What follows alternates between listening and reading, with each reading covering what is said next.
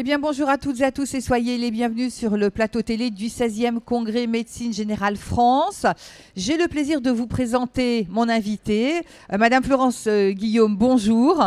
Bonjour. Merci d'être sur notre plateau. Vous êtes déléguée interministérielle à la sécurité routière. Nous allons parler conduite, nous allons parler santé et nous allons parler du rôle du médecin généraliste. Un rôle central. Exactement, c'est un rôle central qu'a le médecin. Déjà, c'est un rôle central qu'a le médecin en général dans les politiques de prévention. Et en particulier, il a un rôle en sécurité routière. Alors, peut-être au préalable, juste repréciser notre architecture en termes de santé. Pour nous, on a 3 briques. La première brique de responsabilité, c'est celle tout simplement du conducteur. C'est le conducteur qui doit à tout moment savoir s'il est apte à conduire, s'il doit porter des lunettes, s'il n'a pas consommé d'alcool, pas consommé de stupéfiants, s'il n'est pas trop fatigué, s'il est en état de conduire, puisque par définition, le conducteur est responsable de sa conduite. La deuxième brique, c'est justement le médecin généraliste. Lui, c'est une responsabilité de conseil. C'est-à-dire qu'il peut amener des patients qui vont lui faire part d'un certain nombre de soucis de santé et le conseiller sur la conciliation entre ces problématiques et cette santé. En revanche, il n'est pas un décideur. C'est vraiment un détecteur, un conseiller, et il peut orienter pour faire des examens et pour finalement informer son patient de son aptitude à la conduite, mais en aucun cas il a un rôle de décision ou il a un rôle dans le retrait du permis. Bon. Et la troisième brique, je le souligne très rapidement, c'est donc les médecins agréés qui, eux, sont les médecins qui vont apprécier de l'aptitude au sens administratif du terme. Alors, je voudrais qu'on reprenne les aides pour le médecin généraliste. Et après, je vais vous interroger sur quelque chose qui m'a vraiment beaucoup plu. C'est ce fameux simulateur de conduite. On va y venir après. Mais quelles sont les aides concrètement et comment vous travaillez avec des médecins ? Alors nous, on a engagé un travail de longue haleine avec les médecins, avec le collège de médecine. J'ai la chance d'avoir au sein de mon cabinet une médecin qui justement m'éclaire sur les questions tout simplement d'aptitude à la conduite qui sont liées essentiellement non pas à l'âge, comme on le résume souvent un peu en raccourci, mais à la pathologie. Pathologie qui peut parfois augmenter avec l'âge, mais en tout cas, le sujet pour nous, c'est l'angle d'attaque sur la conduite, c'est bien la pathologie. Et vous avez raison d'insister sur le fait que tout n'est pas lié à l'âge. Parce que tout à l'heure, vous parliez effectivement de différentes conduites à risque. On n'a pas parlé des médicaments, mais malheureusement, des patients oublient qu'ils ont un traitement qui les empêche de conduire.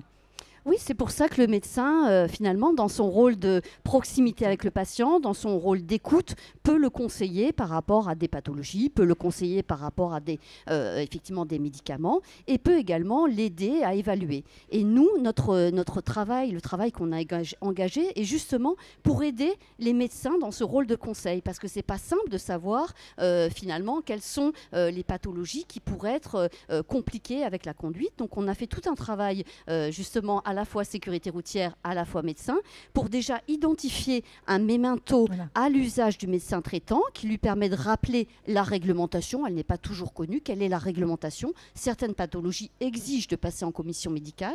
Donc, il lui rappelle la réglementation et ça rappelle également que peut-on conseiller et vers qui peut-on orienter. On a un certain nombre de ressources. Voilà, docteur, est-ce que c'est grave si je conduis ? Exactement. Alors, docteur, est-ce que c'est grave si je conduis ? Ça, c'est plus spécifiquement. On l'a à la fois pour le mémento, pour le médecin, et on a également une déclinaison pour le patient conducteur, pour lui rappeler aussi que c'est sa responsabilité que d'apprécier sa conduite et qu'il peut être écouté et conseillé en ce sens. Florence Guillaume, vous parliez tout à l'heure de médecins agréés. C'est à eux que reviennent, j'allais dire, la lourde charge de dire à un patient « vous ne pouvez plus conduire ».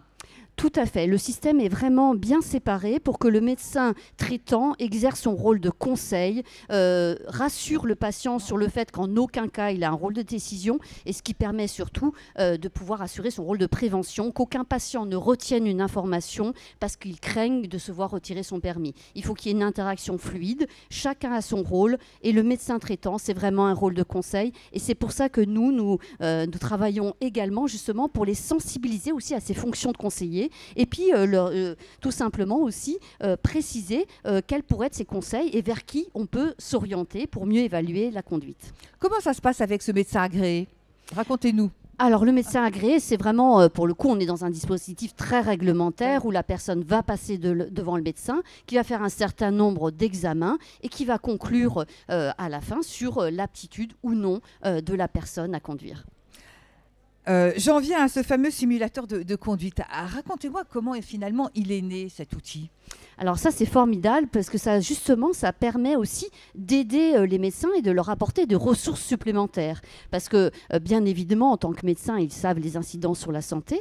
Mais après, certaines, notamment les fonctions cognitives qui sont nécessaires pour la conduite, ne sont pas forcément toujours bien identifiées. Et c'est vraiment un simulateur qui permet d'apprécier au patient comment il réagit sur certains stimuli, comment il réagit à la conduite. Et c'est une aide assez formidable.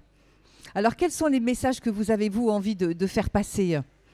Alors le message, je crois qu'il est clair, c'est vraiment de rappeler ce rôle central du médecin, d'être tout à fait à l'aise avec ça, parce qu'on n'a en aucun cas, je dirais, le secret médical est préservé. Le médecin, il est traitant, il est vraiment là pour conseiller, pour aider. Nous, on met des dispositions, des ressources aussi pour l'aider à cette évaluation, et il reste vraiment dans ce rôle de conseiller, détecteur, orienteur en fait, et c'est finalement ce qu'il fait aussi dans bien des domaine d'ailleurs.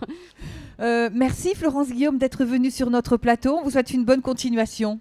Merci. Et puis donc on vous donne rendez-vous sur le stand et où vous pourrez d'ailleurs voir un simulateur et un simulateur d'autant plus important qu'il a été primé par le concours innovation de la sécurité routière. C'est vraiment une innovation effectivement qui permet de donner des clés et de permettre d'apprécier en toute objectivité les fonctions d'aptitude à la conduite. Merci en tout cas d'être venu sur notre plateau.